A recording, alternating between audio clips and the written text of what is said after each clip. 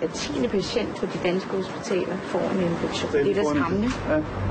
Vidste du, at 100.000 patienter hvert år rammes af en infektion, mens de er indlagt på danske hospitaler? Jeg var bange for det. Jeg var rigtig, rigtig bange for det. Sundhedsvæsenets første opgave skulle det være i det mindste ikke at skade patienterne. Noget med blodet tøj. Ja. På badeværelset. Du er vred over det? Ja, det er jeg faktisk. Jeg vil aldrig nogensinde her til mere. Aldrig. Vi skal ud og have gjort nogle senge rene for at sætte fokus på, at rengøring og hygiejne er sindssygt vigtigt på hospitalet. Det er jo lidt paradoksalt, at jeg kommer på sygehuset for at blive helbredt eller få mindsket generne af det, og så får jeg så foræret en infektion oveni. Altså det er jo det, vi kalder blodig ironi.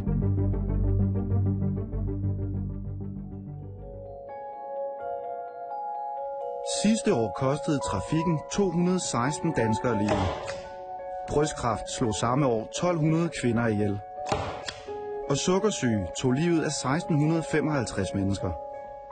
Men ingen af de tal nærmer sig antallet af ofre for hospitalsinfektioner, der hvert år dræber ca. 3.000 danskere. En af hovedårsagerne til de mange infektioner skal findes i dårlig hygiejne og rengøring på hospitalerne. I de næste 3 måneder vil jeg derfor undersøge, hvordan det står til med rengøringen i det danske hospitalsvæsen. Og så vil jeg finde ud af, om nogle af de mange dødsfald kunne undgås.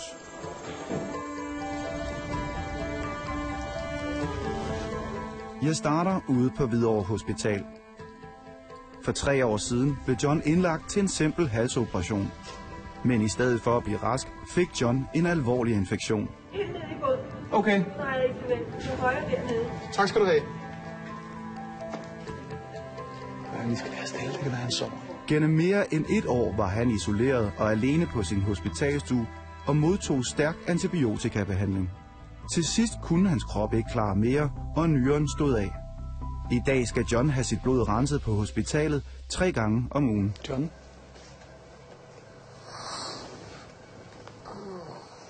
Fik du så lidt?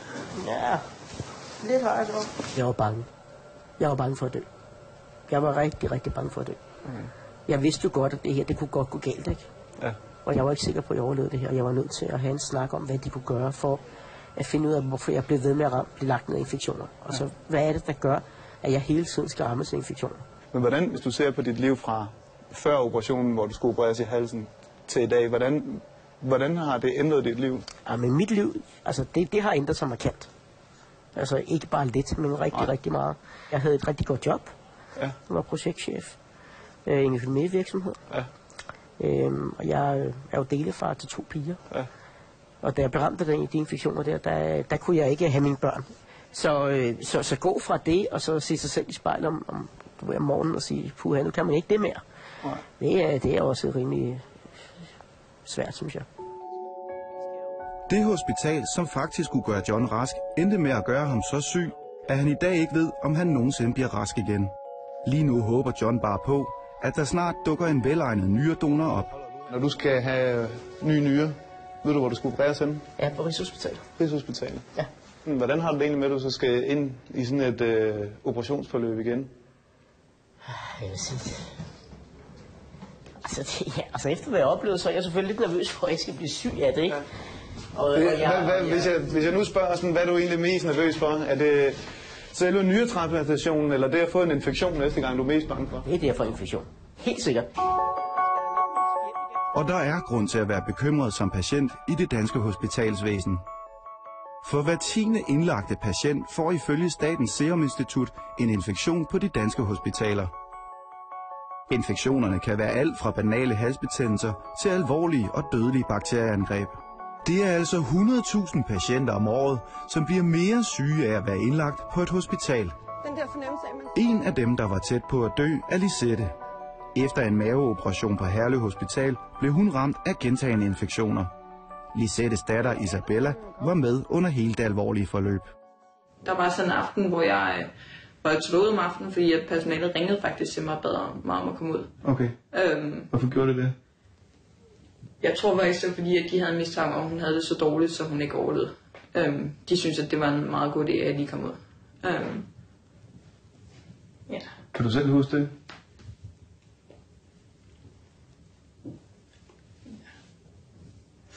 Så kommer en af lægerne så ind, og de kan så godt se, at der er noget helt galt. Hvor de så vælger at operere dig igen og finde ud af, at der er gået koldbrand i 1,5 meter af hendes arm. Hurtigt blev både mor og datter opmærksom på, at der var noget helt galt med rengøringen. Du har faktisk taget nogle billeder af det undervejs. Sådan, må jeg prøve at se dem, de billeder? Ja. Jeg synes, det var så grotesk, og jeg synes, det var så klart, at det overhovedet kan forekomme på et hospital. Altså, det her, det var hendes seng. Og hvad er det, der er på det billede? Sengen, den gik herop, og det var så sengegangen. Og den røg de jo bare tit ved, og så gik de ud uden at spritte hænder. Altså, man kan jo se, at det er beskidt. Det der havde jeg sådan set på ret længe, og jeg havde sådan også kommenteret, altså når jeg gør rent, så ville det være sådan dejligt, hvis de kunne gøre rent. Altså, fordi at det lagde jeg også mærke til, når de endelig gjorde rent. Det var bare lige vaske gulv videre. Altså, okay. de 3 måneder, jeg lå der, har de ikke vasket min ting. Altså, jeg endte virkelig med at blive rengøringsdagen. Du endte med at køre rent på stuen? Ja. Jeg kan forstå, at du har så lavet en klage over det, faktisk. Ja, til direktionen ude på... Okay. Hvad er de svaret? Jamen ja, de er sådan glattet lidt ud. Du har simpelthen et svar der? Det er sådan, at vi løbende sikrer kvaliteten ved at lave kontroller at sikre en ordentlig rengøringskvalitet og hygiejne. Vi udfører rigtig mange kontroller hver dag internt og af eksterne leverandør 2 gange om året. Fremadrettet vil vi være opmærksom på de udfordringer, som bliver nævnt. Jeg beklager meget af den oplevelse, du har haft. Jeg synes lidt, de springer over, hvor gaden er lavest, og tænker, men nu svarer vi hende, og så skriver vi, at alt hygiejnestandard og sådan noget, vi laver, de fungerer, ikke? Der findes overraskende nok ingen som helst krav til, hvor rent der skal være på et hospital i Danmark. Men ligesom Herlev kan hospitalerne frivilligt vælge at bruge nogle rengøringsstandarder, som skal sikre en ordentlig rengøringskvalitet. Men gør de så også det? For at få svar på det, er jeg derfor taget til Odense Universitetshospital, hvor jeg skal tale med Danmarks førende professor i mikrobiologi, Hans Jørgen Kolmos. Hans Jørgen Kolmos, hvor finder vi ham her? Gennem 35 år har han arbejdet med hygiejne på hospitalerne, og jeg vil spørge ham, om vi danskere bare skal acceptere de mange hospitalsinfektioner. Det er jo et etisk problem, fordi altså, man får påført noget, som man ikke har, når man kommer ind på et hospital. Det er da et meget stort problem. Hvorfor? Jo, altså fordi sundhedsvæsenets første opgave skulle det være i det mindste ikke at skade patienterne. Og det gør vi jo faktisk. Vi påfører jo faktisk patienterne en uforskyldt skade, i og med at de får en hospitalsinfektion. Det har siden tidernes morgen har det været indlysende, at rengøring, det er selvfølgelig noget, der er vigtigt. Selvfølgelig skal det være rent, ikke? Men det er jo så indlysende, så det er der ingen, der undersøger. Men altså, jeg vil tro, at op mod halvdelen af de infektioner, som vi ser på et hospital, de er umiddelbart forebyggelige, hvis man laver en mere intensiv indsats. Halvdelen? Ja. Altså, jeg vil godt våge et øje og sige, ja, altså hvis vi fik ressourcerne til det, så kunne vi halvere antallet af hospitalsinfektioner. Det lyder jo helt vildt. Altså, op til 50% af alle infektioner kunne man undgå, hvis man bare satte ind overfor det. Ifølge Hans Jørgen Kolmos er rengøring det væsentligste indsatsområde, hvis de mange infektioner skal nedbringes. Og problemet med rengøringsstandarderne er ifølge professoren, at man blot kigger, om der er rent. Vi har sådan ligesom glemt, at rengøring var noget, som var et fuldstændig bærende element i infektionshygiejne. Ja. Der skulle bare se nogenlunde pænt ud. Så det vil sige, altså den måde, man måler på altså i standarderne, det vil være, at man går ud og ser, er her synligt rent.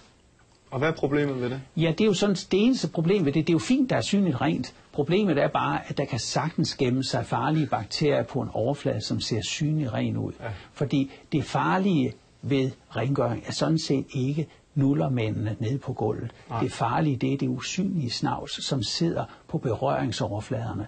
Og berøringsfladerne, det er sådan noget som dørhåndtag, det er bordet ved sengen hos patienten, det er selve sengen. Det er alle de der berøringsflader. Det er de farlige, fordi der kan sidde usynlige snavs, der kan sidde bakterier, som kommer fra andre patienter, som har rørt ved det i forvejen. Derfor vil jeg tage ud på hospitalerne og teste, om det virkelig er så skidt, som det ser ud på de billeder, jeg så hos Lisette. Og når man kigger i hospitalernes egne standarder, så står der faktisk, at man kan bruge et måleapparat, en ATP-måler, som kan teste, om der er gjort ordentligt rent. Måleren kan nemlig måle det skidt, som øjet ikke kan se. Det du kan bruge det til, det er at se, om der er organisk materiale på den her overflade. Ja. Men min første måling starter ikke på et hospital, men på et offentligt toilet i Aarhus. Goddag. Vi kommer lige ind og laver noget fjernsyn. Jeg er sammen med Rasmus Kruse, der er rådgiver i hygiejnekontrol. Han skal vise mig, hvordan jeg bruger ATP-måleren. Og så må du jo bare i rettesætte mig, hvis jeg gør noget forkert. Det skal jeg nok. Først starter simpelthen bare med at tage den ud. Ja. Og du må gerne trykke til.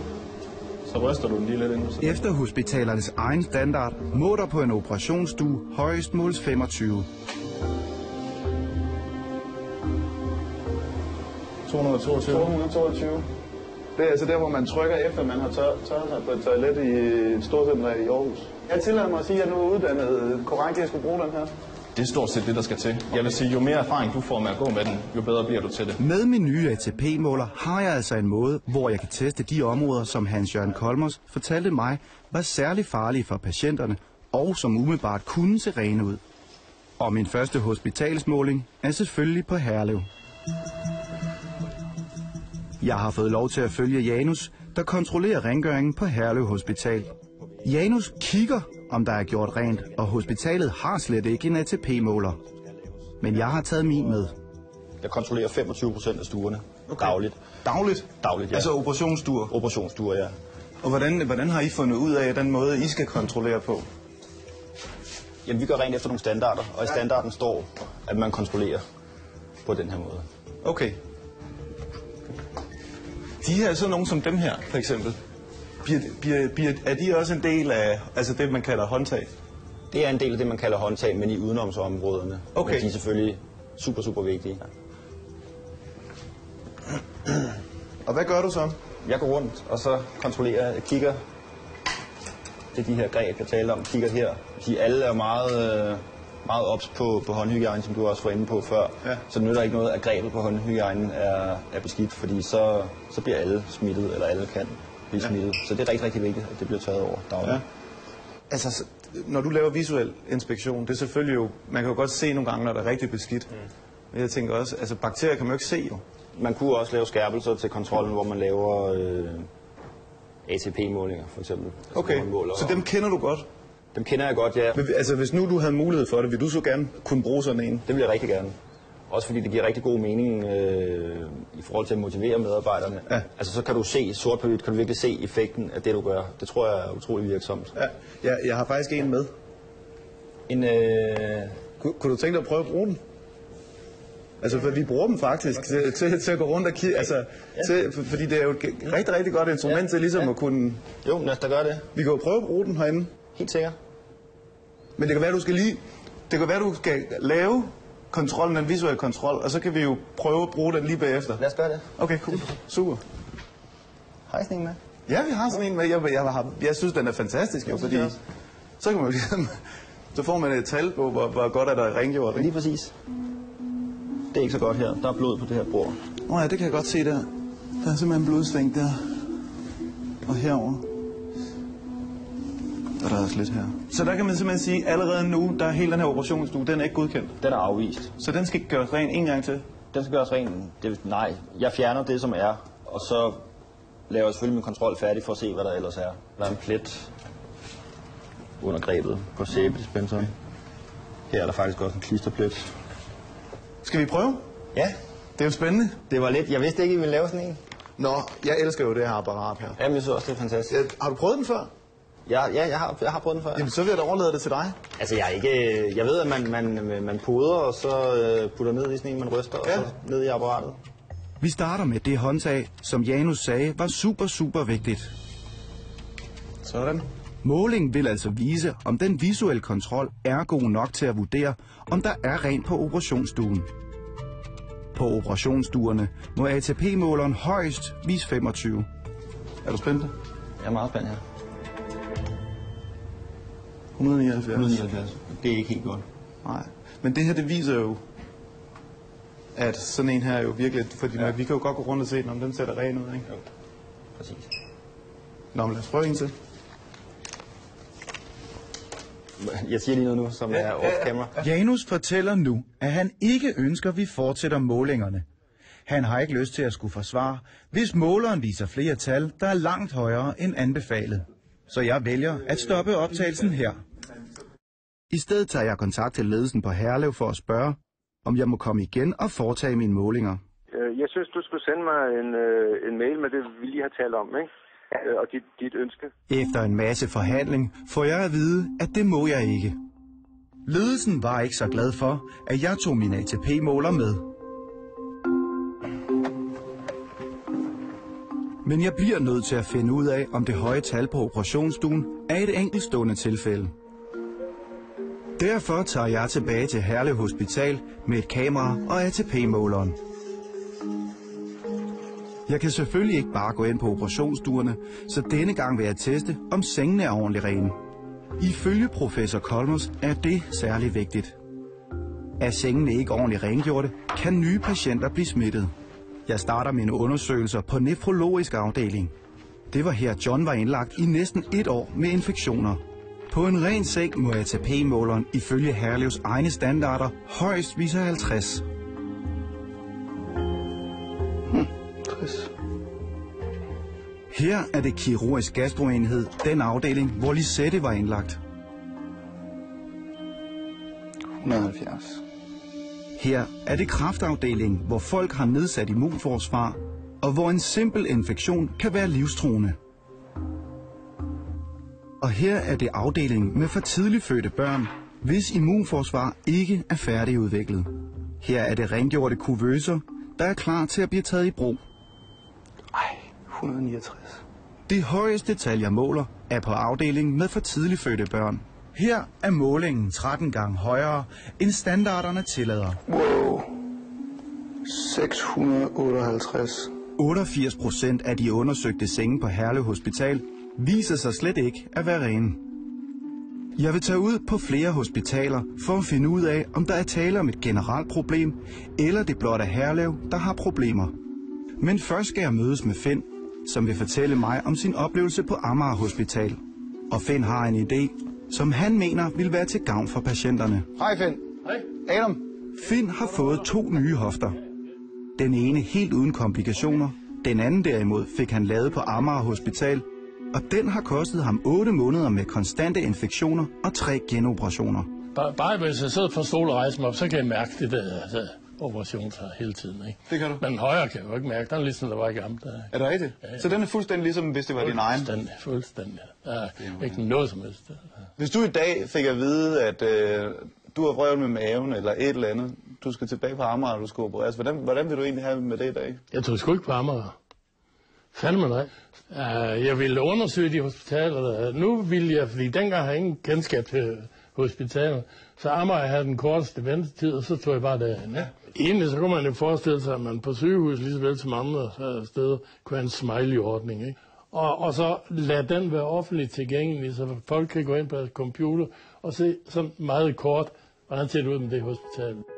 Måske har Finn ret i, at en smiley-ordning ville være god for patienterne at kunne rette sig efter. Er det godt, du? Ja, hej.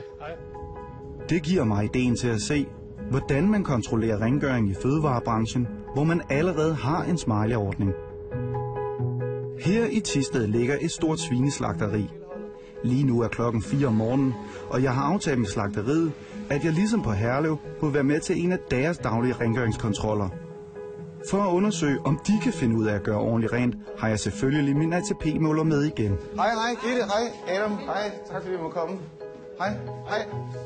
Hele slagteriet er indrettet med fokus på rengøring og hygiejne, og det kunne hospitalerne måske lære af. Det er selvfølgelig lidt besværligt, hver gang man skal ind, går jeg ud fra, at de skal igennem de her procedurer her.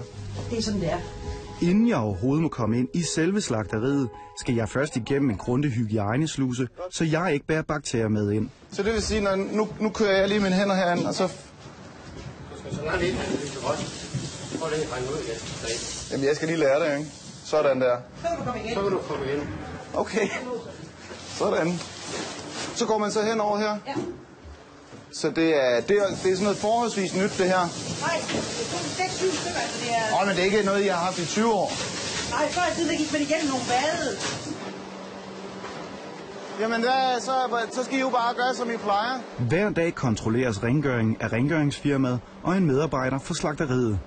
Derudover bliver slagterierne dagligt kontrolleret af Fødevarestyrelsen, som også tildeler sure eller glade smiley'er. Hvad er det så, det der er der? en lille produktrest. Okay. Den kommer Brian så og fjerner med. Og så små stykker fjerner med. Jeg tænker, alle de der kroge der og sådan noget, det må jo være stort set umuligt at gøre rent på den måde, når I bliver kontrolleret på den måde. Jeg har jo nogle medarbejdere, som er specialister. Ja. Det er nu, jeg hiver min ATP-måler frem for at se, om det øgede fokus på rengøring og hygiejne kan ses på mine målinger. Vi laver lige sådan en test her. Ja, du kan jo også tage den her nede på skærbåndet i stedet. Tør du godt det? Gør det, hvor jeg har sat mine fingre. Nej, men tør du godt det? Ja, selvfølgelig tør jeg det. Det er imponerende. Lad os prøve.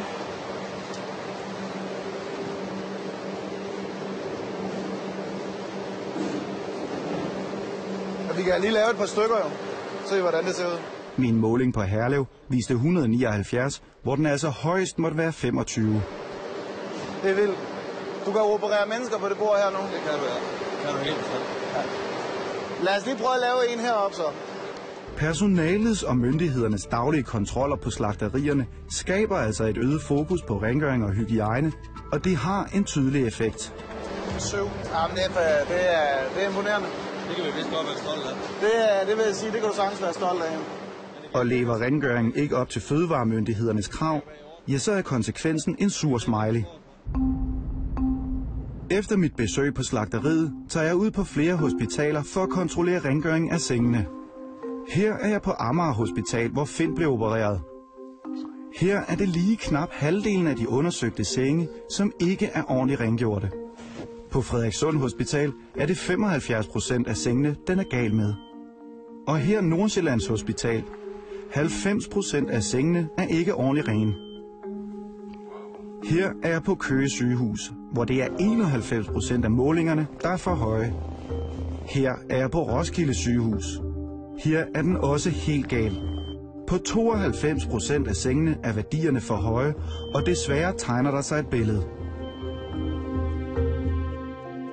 Rundt på hospitalerne laver jeg i alt 79 målinger, og resultatet er, at 81% af alle de undersøgte senge ikke er rene. Og det er vel at mærke på hospitaler, hvor de rent faktisk bruger de frivillige standarder. På slagteriet kunne jeg se, hvordan fokus og kontrol sørger for at holde hygiejnen i top. Og de patienter, jeg har talt med, mener altså, at hospitalerne burde lære af fødevarebranchen og indføre en smiley-ordning. Jeg ville gerne have været ude og måle på flere af Herlevs operationsstuer, men det måtte jeg altså ikke. Men meget overraskende bliver jeg en dag ringet op af Hvidovre Hospital, der hører under samme region som Herlev Hospital. De har hørt om mine målinger på operationsstuen på Herlev og inviterer mig ind på en operationsstue på Hvidovre, hvor jeg kan få lov til at måle.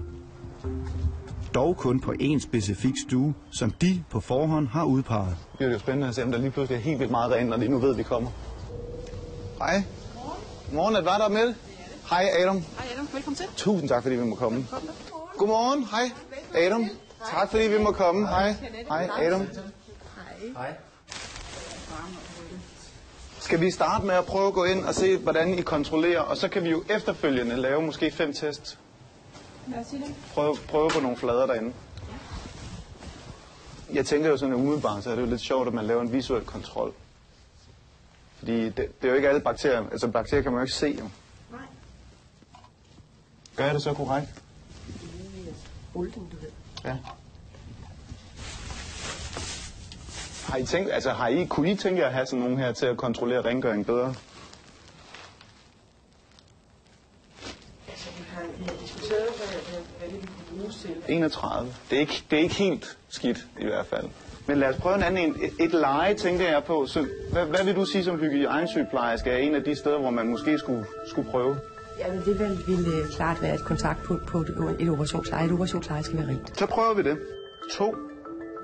Det er jo næsten lige inden, der er mere rent her, end der er på et slagteri. Nu, det virker jo meget påfaldende. I udvælger en operationsstue, og så er der meget rent lige pludselig. Der er meget rengjort i hvert fald.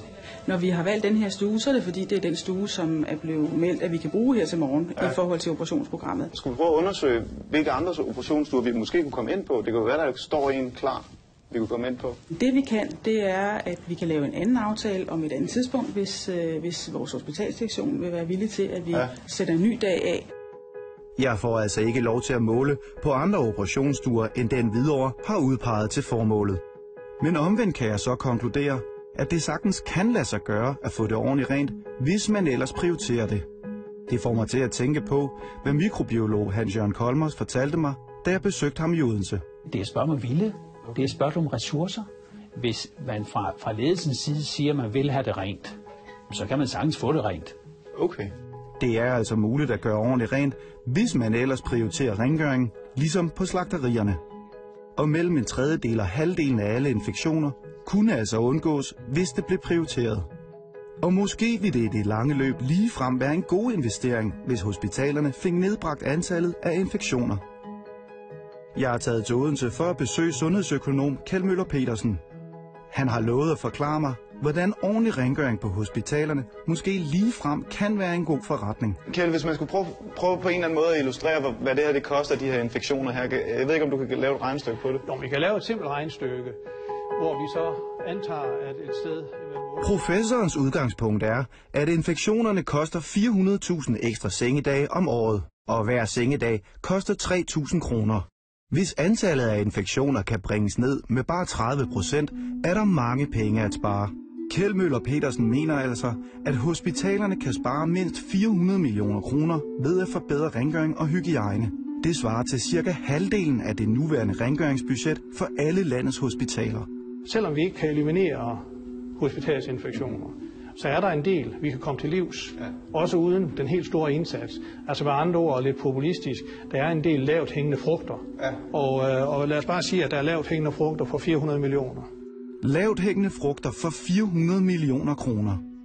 Hvis de førende eksperter på området er så enige om, at det er muligt at gøre noget ved problemet, og endda giver økonomisk mening, hvorfor er der så ingen, der har taget ansvar og får nedbragt antallet af de mange infektioner? Hospitalsinfektioner har ellers været på dagsordenen længe. Tilbage i 2002 bevilgede regeringen 4 millioner kroner ekstra til Statens Serum Institut. Instituttet skulle nedbringe antallet af infektioner med 25% i løbet af 4 år. Men her er listen over, hvor mange procent det er lykkedes statens eksperter at få nedbragt infektionerne med. Tallene er Serum Instituttets egne. 2008 0%, 2009 0%, 2010 0%, 2011 0%, 2012 0%. Siden 2002 er det altså ikke lykkedes Statens Serum Institut at nedbringe antallet af infektioner overhovedet. Afdelingen eksisterer dog stadig her på Serum Instituttet og har fortsat den samme opgave. Jeg har lavet en aftale med overlæge Elsebeth Tvenstrup Jensen, som er en af de ansvarlige for infektionshygiejnen. Jamen, vi følger bare efter, hvor du sidder henne normalt. Altså, jamen, det egner sig ikke, fordi for det første ser det lidt for rodet ud til, jeg synes, det er slet ikke så slemt, som du siger det er. Jeg vil fastholde. Jeg vil spørge hende, hvorfor der intet er sket, og hvad hun mener, der skal til. Der er ikke nogen patienter, der kan være tjent med at få en infektion i forbindelse med indlæggelsen. Så vi vil gerne medvirke til at nedbringe det tal. Og det er jo sådan set vel også en af jeres allerstørste opgaver, tænker jeg. Det er det, der er formålet, kan man sige, med de ting, vi laver. Og er de gode nok, de indsatser i forhold til der, hvor du sidder?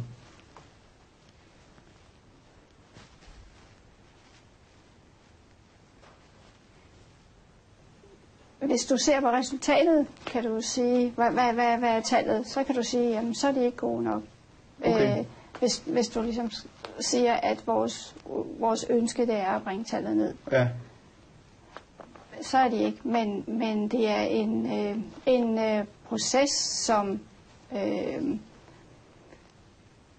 er i gang, vil jeg sige. Hvis nu du kunne vælge fuldstændig frit at sige penge, ressourcer, redskaber osv., hvad skal der til, før man kan bringe det ned?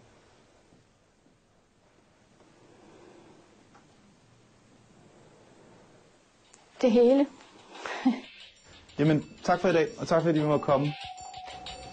Statens Serum Institut har altså ikke løftet den opgave, selvom politikerne igennem de sidste mange år igen og igen har sagt, at nu skal der gøres noget ved problemet. Ikke nok med, at folk får en sygdom af at ligge på sygehusene. Det koster også samfundet utrolig mange penge. Vi skal have styr på det her område. Selvfølgelig koster det at gøre rent, men det koster altså endnu mere, hvis patienterne får infektioner på grund af dårlig rengøring. Det er naturligvis stærkt utilfredsstillende, og det er uacceptabelt, fordi folk de kommer på sygehusene for at blive raske, ikke for at blive syge. Hver gang problemet med de mange infektioner har været debatteret, har folketingspolitikerne vasket hænder og henvist til regionerne, der driver hospitalerne. Nu vil jeg tage ind på Christiansborg og finde ud af, om politikerne vil bevilge penge til at nedbringe antallet af infektioner. Men jeg tænker, at du har jo muligheden nu. Så hvor mange penge har I afsat til det her for at få det ned med i hvert fald 30%? Så det er et meget sådan pågående journalistspørgsmål at sige, hvilke penge følger der med? Ja. Det vigtigste for en politiker, det er at sætte visionen og målet. Det har vi gjort. Og så er det op til regionerne. Her er det formanden for regionerne, Bent Hansen, der har haft ansvaret for hospitalerne i 20 år. Jeg giver en sum penge til et hospital, så ud af den sum penge går noget jo til læger og sygeplejersker, men også noget til rengøring. Folketingspolitikerne peger på regionerne, og regionerne sender ansvaret videre til det enkelte hospital. Og så længe der ingen tvungne krav er til rengøringskvaliteten, ja, så kan hospitalerne helt selv bestemme, hvor grundigt der skal gøres rent. Og mine målinger viser, at de hospitaler, jeg har testet, slet ikke er rene nok. 658. Derfor spørger jeg hospitalerne, hvad deres forklaring er på mine målinger. Roskilde og Køge sygehus ønsker ikke at kommentere målingerne, der viser, at over 90% af deres senge ikke er ordentligt rengjorte. Region Hovedstaden har valgt heller ikke at ville kommentere på vores målinger og på konkrete sager. Men Torben Mogensen, der er vicedirektør på Hvidovre Hospital, har alligevel sagt ja til at mødes. Han er formand for regionens infektions- og hygiejnekomité og vil udtale sig på vegne af alle hospitalerne i regionen. Samtlige af de her patienter, jeg har talt med, de siger, at den oplevelse, de har haft, det er, at der simpelthen er møgbeskidt ude på hospitalerne. Hvorfor tror du, de har den opfattelse? Det vil sige, at der er beskidt. Okay, så det... Jamen, altså, der har der været. Det har der været. Altså, vi har også haft situationer, hvor rengøringen ikke har været god nok. Altså, det er jo derfor, vi har arbejdet så intens på at øge rengøringen. Når patienterne oplever det snavse, så er det jo fordi, der er snavse. Okay, og jeg går vel ud fra, at du også synes, at det er ikke godt nok? Nej, det synes jeg ikke er godt nok. Nej. Det er helt stensikkert. Hvordan kan det være, at I ikke kan nedbringe antallet af infektioner? Vi har fået en politisk opgave, at på 3 år at nedbringe antallet af infektioner med 50%. Så tror man, at vi arbejder på alt det, som kan nedbringe infektionstallet. Det arbejder vi på nu. Vi har været ude på Herlev Hospital, og der målte vi jo inde på en operationsstue, hvor håndtaget man bruger til at komme ind og ud af operationsstuen, der er værdien helt op på 179.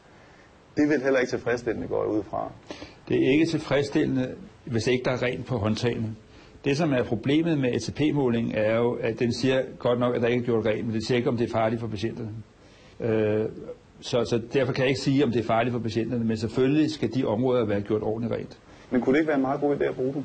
Jamen, det kan godt være, det gør en dag. Altså, jeg ved, der er rigtig mange, der arbejder med det, for at finde og bruge dem på en metode, som gør, at man kan sige, at den er troværdig for systemet. Og jeg vil da ikke udelukke, at om der er nogle år, så vil det være rutinemetoden. Hvordan kan det være, at jeg kan gå ud og måle, at 81% af alle de målte senge, de overskrider jeres egne standarder? Altså, det er jo svært at sige, hvorfor. Men det er klart, at i en virksomhed som hospitalsvæsenet, hvor vi har tusinder og tusinder af patienter igennem dagligt, der er det en stor indsats at blive ved med at blive bedre. Og vi kan blive bedre. Vi har nogle flotte, synes jeg selv, resultater i Region Hovedstaden omkring vores målinger, men vi er ikke 100%. Nej. Og det er selvfølgelig vores mål. Ja. Hvor mange penge har I så afsat til ekstra rengøring i de næste 3 år? Ja, vi har ikke afsat specielt mange penge. Vi har afsat rigtig mange penge på uddannelse af vores rengøringspersonale. Men skal I så bare nedbringe infektionerne med 50% gratis over de næste 3 år? Nej, det skal vi ikke. Altså, der er afsat penge til håndhygiejne. Vi arbejder med EDB-programmer, som er specielt til børn, som kan lære dem håndhygiejne. Nej, vi bruger penge på hygiejnen som helhed, og der er afsat ekstra penge. Der skal ikke flere rengøringsfolk til, eller flere rengøringstimer. Det tror vi ikke umiddelbart vil gavne. Hospitalerne ved altså godt, at de kan gøre det bedre, men mener ikke, der skal mere rengøringspersonale til. Derfor har jeg spurgt Lisette, Isabella og Finn, om de har lyst til at tage sagen i egen hånd. Jeg vil til hver en tid være med til at bakke det op, fordi det er et problem, der skal gøres noget ved. Nogen burde gøre et eller andet. Nogen burde sparke nogen i røven, hvis de kan. Så et par uger senere mødes vores lille aktionsgruppe en tidlig morgen. Vi vil jo gerne gøre noget ved problemet. Det er jo ikke fordi, vi vil komme og pege fingre af nogen. Det er ikke det her, det handler om. Det handler om at sætte fokus på, at det kan blive bedre. Så skal vi til at starte med, og det er jo faktisk din idé, at en smart